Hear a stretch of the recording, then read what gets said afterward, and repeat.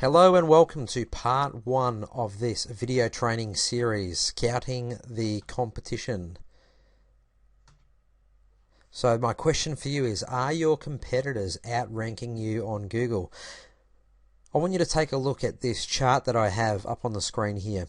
And what this is showing is we have the search result position down the bottom axis. So we have the number 1 position all the way through to that number 15 position. And then on the left axis we have the percentage of Google traffic. So it shows there that between 30 and 35% of the traffic for a given search term will go to that number 1 position. And as we work our way down the page, and most people will know that there's normally 10 results on a Google search page, we're getting between probably 2 to 3% of the traffic going to your website if you are ranked in that number 10 position. So there's a massive difference between ranking at the top of page 1 versus the bottom of page 1.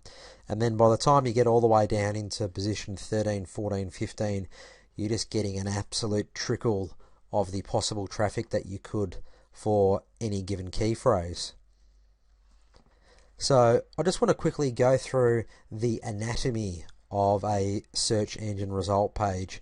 So we have a search here called Fort Worth heating. So Fort Worth obviously being a city in Texas. So we can see at the top we have 3 ad positions. So this is fairly common, and these ad positions are Google AdWords. Then directly underneath that we have the organic search, which a lot of people are obviously interested in. Then underneath that we have the map listings, and at present we have 3 map listings. It used to be 7, now it's down to 3, so that space is obviously quite competitive.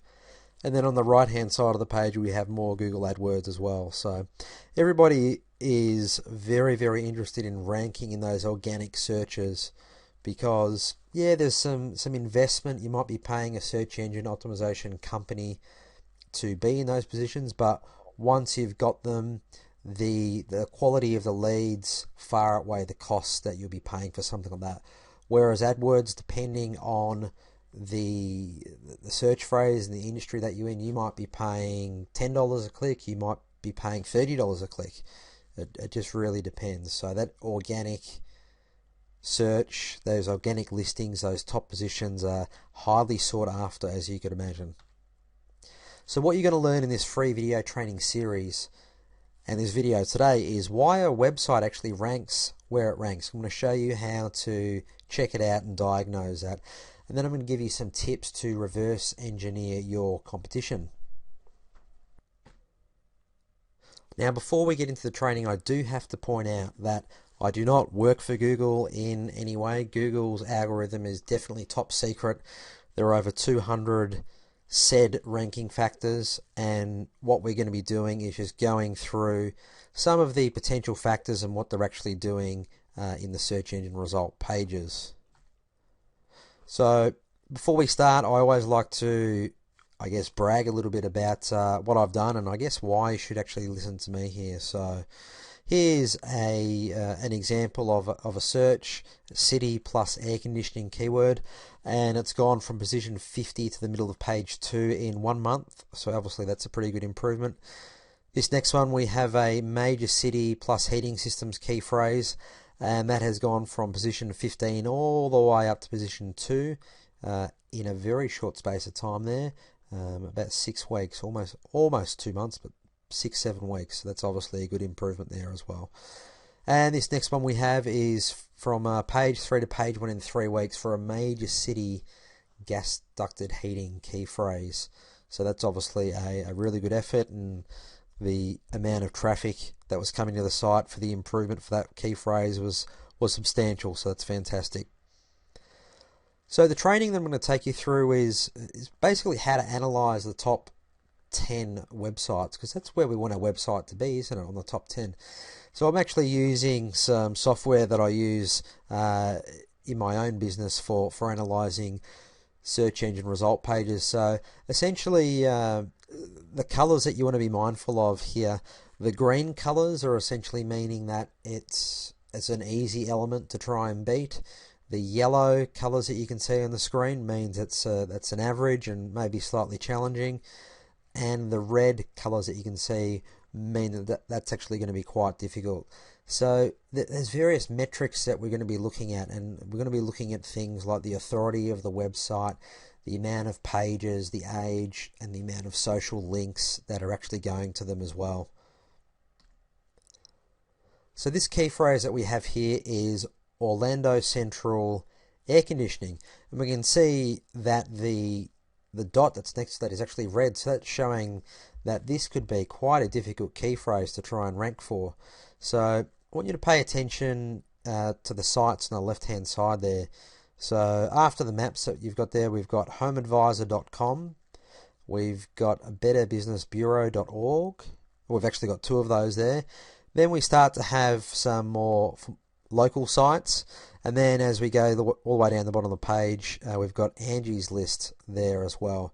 So there's really a lot of strong websites that are up there. Obviously, some of those Better Business Bureau directory pages, they can be quite strong, hence the amount of red that's in their columns. So they have a lot of pages, a lot of social metrics going to those websites, not so much those pages, but the whole website, and they're quite an authoritative domain. So they're obviously really strong competition, and you're probably seeing a lot of those ranking quite well for search phrases that you're probably trying to target as well. So my observations are basically at the moment, Google is really favoring large authoritative websites. So things like Home Advisor, Better Business Bureau, Yelp, Thumbtack, Angie's List. We're seeing those websites pop up a lot on the search engine result pages at the moment in the HVAC industry. So we need to try and leverage these sites as much as we can, but also learn some valuable lessons.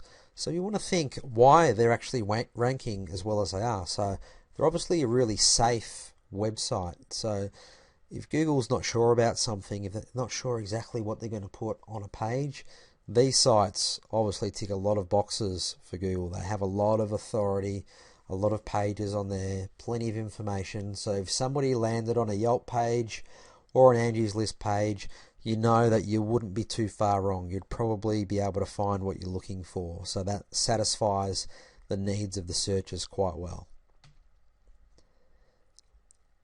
So my other key takeaways are that the sites are actually quite big. So 7 out of 10 of the sites have more than 300 pages on them. So that's showing that there's a lot of suburb-based pages, and a lot of these sites aren't really just covering one very specific niche. They're very large, broad sites taking care of a large variety of niches. So something you can do with your HVAC website is obviously learn from this lesson and try and make your site as big as it possibly can. So you might look into doing some blogging or having some more article pages on there, or having some reviews of various systems that are out there. The other key takeaway is that 9 out of 10 sites are doing social and they are active. So when we're talking social, we're obviously talking about Facebook, we're talking about Twitter, we're talking maybe about YouTube. If you want to include that as social, you can. Instagram. So that there's lots of social websites out there. Some of them are going to be relevant to you and some aren't. But the key takeaway is that the big websites, the ones that are doing well, they are doing social and they're actively doing it as well. They might be posting 3-4 times a week, once a week, absolute worst case. So if you're not doing social, get on board, do it, and make it an active part of what you're doing to market your business. Another key takeaway is that the minimum word count on these sites is 300 words on that Orlando Central Air Conditioning search. So 300 words. So it's very, very common to find good ranking websites with lots of content on them. They might have 750 words. They might have 2,000 words. So the key thing is that you provide enough information to be able to satisfy the needs of the search. You're not going to find many websites on page 1 at the moment that are very thin sites that might only have 50 words of content. It's quite unusual to see that now. And as a follow-on from that point, user experience is absolutely critical. So make sure that if somebody is doing a search for a particular key phrase, that your website has the information that they need. Don't make them click away and go and find something else. So make sure it's a comprehensive site that answers all of the possible questions that they can have, to the point where the next step for them is to pick up the phone or fill out a contact request form. So obviously that analysis that we just did on Orlando Central air conditioning was using some paid tools that I use in my business. So I want to show you how you can do it using free tools. So there's 3 primary things that we can do. We can do a site domain name check to check the amount of index pages.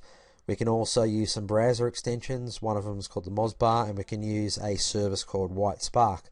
So I'm going to show you quickly how to do these and what they actually look like.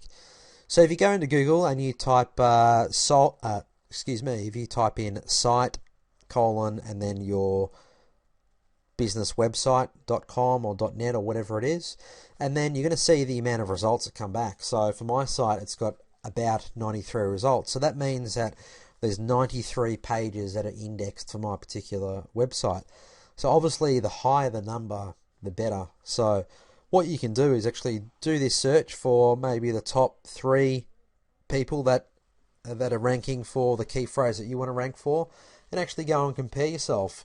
If you have 93 index pages, how many does the number 1 site have? Do you have more? Do you have less? If you've got less, then what I'd suggest you do is obviously work at building some more pages out. So some more articles, some more reviews of HVAC systems, some more blogging content, some more videos, those types of things. If you're beating them, then well done, fantastic, keep up the good work.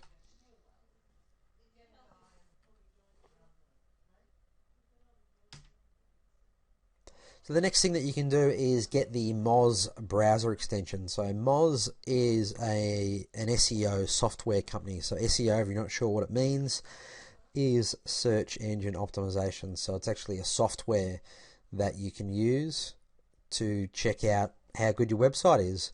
So they actually have a free browser extension. So if you're using Google Chrome or Mozilla or something like that, whatever browser you're using, you can get an extension for it. So here I've installed the Moz browser extension. The key thing that you want to look at is the DA, where I've got that nice arrow pointing here. So the Home Advisor website has a DA of 87, with 100 being the highest. So 87 is absolutely massive. It's massive. I'd be willing to bet that it will be impossible to get your own business website up to a DA of 87, but that's okay. It's completely fine. These websites are big, they're authoritative for a reason, but it's a key metric to look at. So if there are any local based sites like that ameritechfl.com, which is in that 3rd position, what's the DA there? That's 14. The one underneath that is 25. So they're actually very beatable sites. It's totally realistic for you to be able to get your domain authority, your DA, up above 25, maybe in the range of 25 to 35. That's 100% realistic. So check out your competition. Where do you rate relative to those top websites? If you've got a lot of massive sites, some mountain sites that are ahead of you, then it's going to be more difficult. So the other thing that you're going to be doing from here is using the link analysis function. So Google runs its search engine algorithm using links. It uses a lot of things, but it does use links. So links are like votes going back to your website. So we want to see what sort of links the top websites that are ranking in Google actually have. So we can click this link analysis button here, and now we can start to sift through the types of links that these businesses actually have. So the first one there, we've got there's a yellow pages link that you can see there, and then there's some sports links, and then Train, which is a manufacturer as well. So again, if we check the DA of those links, which is on that right hand column there, Yellow Pages DA is 91, so that's obviously a very strong website, the Yellow Pages. We've all heard of the Yellow Pages before. So what we want to do with this information is actually go into stealth mode and think, if my competitor has these links, can I get them myself? Is it possible for me to get, for my HVAC website, a link from Yellow Pages? And the answer is absolutely yes. Is it possible for me to get a link from the Train website? Absolutely yes. Is it possible for me to get a link from a news website like news965.com? And the answer is absolutely yes. You might be doing a press release or something like that. There might actually be a newsworthy item. So it is possible that you can get the links that your competitors actually have, and that's going to go a long way to lifting your website up towards the top of Google, up with your competitors where it belongs. And finally, the other free tool or system that you want to be using is a service called WhiteSpark. So the web address is at the top there. If you don't write this down, you can just go and simply Google WhiteSpark. It's a Canadian service. And they have a function called the Local Citation Finder. And essentially what citations are like directories or listings of your website on key websites. So Yellow Pages is an example of a citation. So what you can do is basically put your website into this Local Citation Finder, and you can get a list of where your site is actually listed in all of these local directories. So you take note of how many citations you've got and the quality that you've got. And then what you want to do is actually plug your competitors' websites into this Local Citation Finder and then do an analysis. If you have 20 citations, how many does the number one competitor have? They might have 50, they might have 100, they might have 200. So you want to do an analysis and find out where you're actually falling short. WhiteSpark is a fantastic tool for doing this. So wherever you're falling short, wherever you don't have listings that your competitor has, go and get them. If you have to pay for them, by all means, go and pay for them. Sometimes they can be relatively cheap to pay for these citation listings. So go and do it. So the other thing that you want to do as well is check out your competitor's website. Check out the design, check out the sales message as well. So Ameritech here, I think this is a brilliant website in terms of its design and its layout. The call to action is fantastic. Call us today for fast, responsive service. So they're using a call to action here with a unique selling proposition, fast, responsive service. That sounds fantastic. Everything you want in an HVAC technician, I think anyway.